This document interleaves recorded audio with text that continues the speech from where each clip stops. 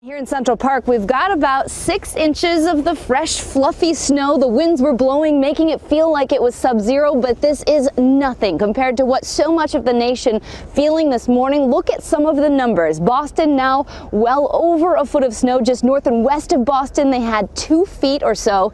And in Chicago, well over a foot in a lot of the suburbs, and a foot even at O'Hare, Midway really close. And then, of course, the numbers even in Delaware, very high. And this storm, the next question, when is it pulling away? It is pulling away very quickly here, but we have to check in where some of the windiest conditions were. Cohasset, Massachusetts, we find Ron Claiborne. Hey there, Ginger. I'm in really what is the epicenter of this nor'easter, the hardest hit area in terms of wind and snow. I think we're looking at about maybe a foot, 15 inches, maybe more of snow. Wind gusts recorded just a couple of miles away from here of 55 miles an hour. And look out here. This is an inlet.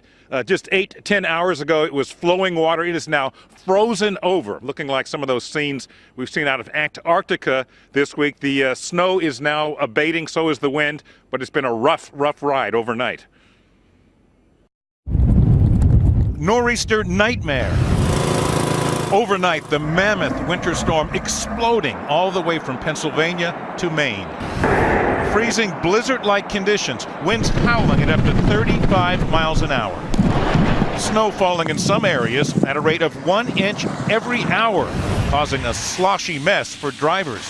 I'm going sideways even in four-wheel drive. You got to take it easy. Boston hit hard overnight with about a foot of heavy snow.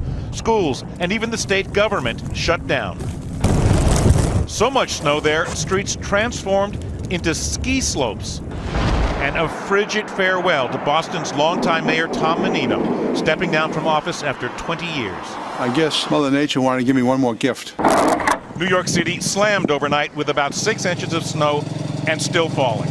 Governor Cuomo issuing a state of emergency, urging people to stay off the streets. In coastal Massachusetts, flood warnings as freezing waves crash into homes. You'll see water probably coming up over the top of here into the parking lot. And as far south as North Carolina, it wasn't heavy snow, but icy roads that sent this car sliding onto its side. The chilling storm already ripping through states like Indiana and Michigan, creating chaos on roadways. Even snowplows couldn't escape freezing.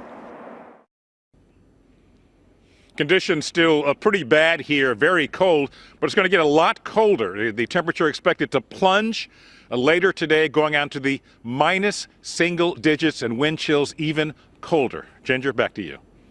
Ron, thank you. You know, so much improvement on the way, but it is not going to be clean on the rails or on the roads. And for a traffic update and so much else, we go to WABC's Lisa Calagrassi. She is in Ronkonkoma, New York. That is Long Island. They had some rough winds there overnight, too, 30 to 35 miles per hour. Lisa?